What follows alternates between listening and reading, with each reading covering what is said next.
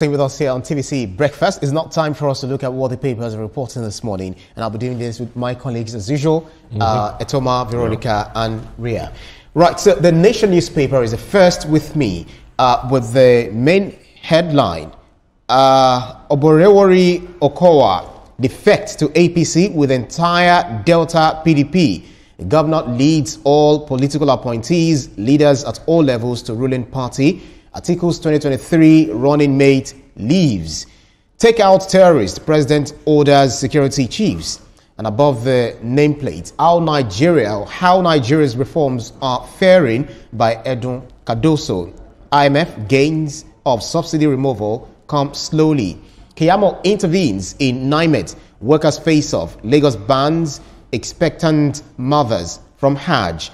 Well, so if you look at this story, it's just like the same thing that has been parroted across the front pages of the newspapers. So let us start off with political issues.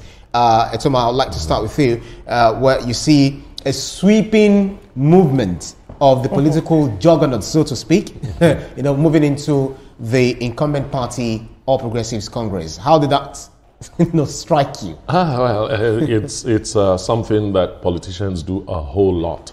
Move from one party to the ruling party. That has been what has been playing out in the Nigerian political scene. So what it does is that it changes the whole political atmosphere in that state. The Okowa defecting to APC, definitely he will go with thousands of people that were his inner caucus, so to say, when he was in PDP. It's a good development if you are looking at it from the APC point of view, but a very bad development when you're looking at it from the PDP point of view. I would have thought that politics has to do with ideals and so on. Absolutely. But we don't get much of that in Nigeria. Still in the same breath, Veronica, as you come in. If you look at this, Nigeria still agrees with that. And the way he puts it, he said, Sherific shock for PDP. Delta Governor Oborevwori, articles running mate, Okowa finally joins APC after months of hide and seek. PDP palm wine lost its taste, says Governor. VP Shetima to receive the factors, although they wrote the Campis.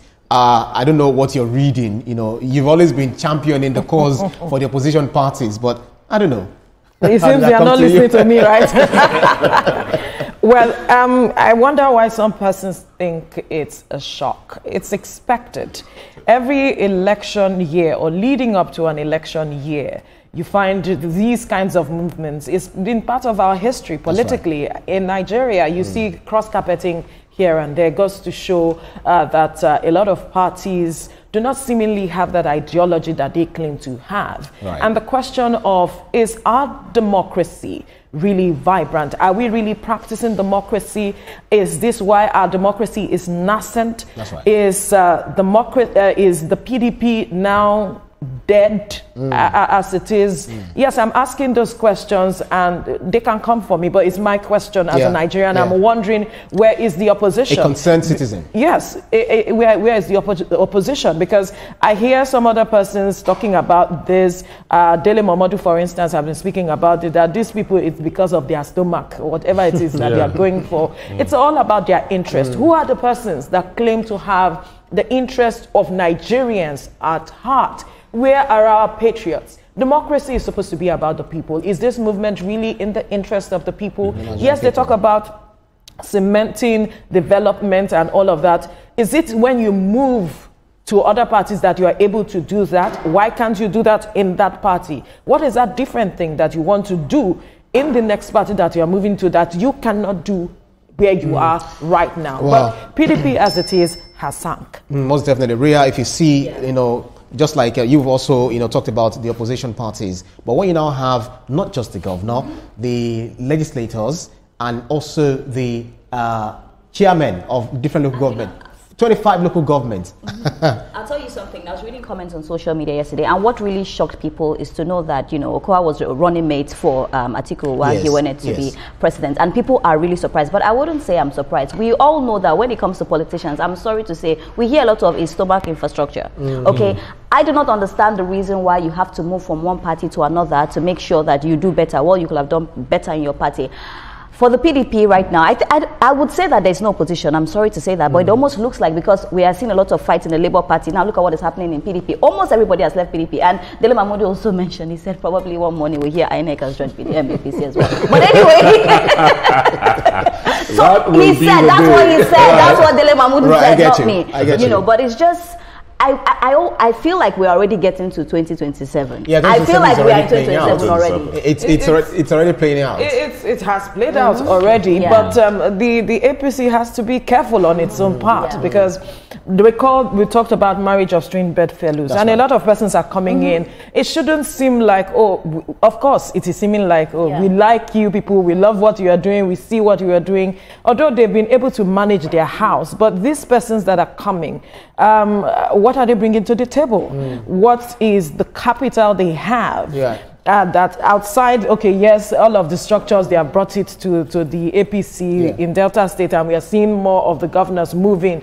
They are crossing carpets to the APC, but at the end of the day, is it really in the interest of this country? But they'll tell you Labour Party should now be putting its house together, from my perspective. Both parties, hang on. This is my opinion. This is my opinion. Both party, please put your house together. Every other one, that's ZP, whatever you are, put your house together, for goodness sake. I love the piece of advice you always give them. Whether they take it is one thing, or they not take it is another. But you know, they always say that everybody wants to join the winning team. But when they get to the winning team, I hope they don't destroy the winning team. I hope they don't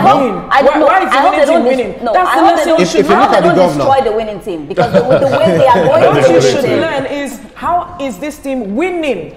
Well, according to them, they are in power, they see it all, according to them, and they're doing it in the interest of the people, because there are projects that are meant to be done, and they see the manifesto of the APC, they see the manifestations of the manifestos of the APC. That is the reason they feel, we just have to key into this so that we have all of this. Right. So, still on this Nigeria, 10 billion naira solar project for State House justified, as according to presidency. And AirP suspends flight nationwide over NIMED's strike. We'll talk about that, in our subsequent papers. Blueprint is next. We have 1 week after NO's endorsement of Tinubu, Oborevwori, Okowa, others defects to APC, compound PDP woes, and then halt current violent trends. Tinubu orders security chiefs, wants them to engage sub-regional grassroots leaders. 2027, El-Rufai, Malami can't speak for defunct CPC. That's National Assembly members. Match fixing will attract 10-year ban that's going to NFF. So it's still in light of what we discussed. So I know not just the CPC saying that the Northerners, I mean, El-Rufai, Malami, they can't speak for them. We still have the SDP that is saying that their party will not be hijacked and be used for disgruntled, politicians. I like them. I like them for that. Oh boy, you see, maybe you should just help me out. I don't know how I feel about this. It's a mouthful. Yes, I really don't know how I feel about it. All right, so let's move on to the Punch newspaper. We have 2027 power shift. Opposition weakens as more PDP governors, senators, APC. We still have Lagos local government chair aspirants withdraws for Obasan's son. Interesting development. U.S. indicts Nigerian for $690,000 scam false citizenship claim. And on the masthead, INEC moves to legalize voting without PVC. Doesn't that make sense? Well, that will be interesting, because with PVC, we had so much drama. They are not giving PVCs to this tribe. I have not found my PVCs and all that and all that. And then 2 days after election, we see thousands and thousands of PVCs dumped in one dump, site another. Yeah. How they intend to get this done, maybe we'll get the details later. But it will be nice. Yeah, well, as much as it is going to be nice because people have refused to pick up their PVCs and INEC is spending so much money, I am looking at how they be able to check those who are coming in to vote, talk about data collection. That is my concern, and how they are able to verify these persons, because at the end of the day, it's about, okay, the right persons are voting. Nigerians are voting, and it's not dead people or ghosts that are coming to vote at the end of the day. I think it's easy. We have the NIN. Everybody goes there with an NIN, and that is verifiable. I think that we should employ people to get their permanent voters card. That's what we should be talking about, not the fact that they can vote without it, because you need your voters card to vote. So what we should tell Nigerians now is that when you know you want to vote, go and get your voters. Let's do things the right way. I think it all boils down to adequate data. When we have data is the major issue. Infrastructure will help us. Let's move on to the Guardian newspaper very quickly. Hurdles for opposition parties as APC wins more governors, others. And then we have Lagos has shortfall of 66,000 doctors, nurses, says government. Scandals. President won't allow Akpabio to step aside, say senator. And then ECOWAS to relocate institutions from Burkina Faso, Mali. I want you guys to quickly, chime in on the issue of, WHO looking to downsize operations amid major funding cuts. This is, really affecting a whole lot of businesses. If you look at Donald Trump's, what's it called? It's policies. It's affecting businesses, not just in the USA, but outside of the country. Now we have a lot of people who will be going out of jobs. Yes, thanks to the bully. And when you put that side by side, what technology is already doing to job availability, the picture doesn't look very well. But I want to say this: this is a call to action. To a lot of us. Entrepreneurs have to spring up from somewhere. We have to have more people put in more efforts in business, opening businesses and all that. Technology that had taken quite a number of jobs also had given opportunities for jobs to be created. Let's take advantage of this and move forward. Right.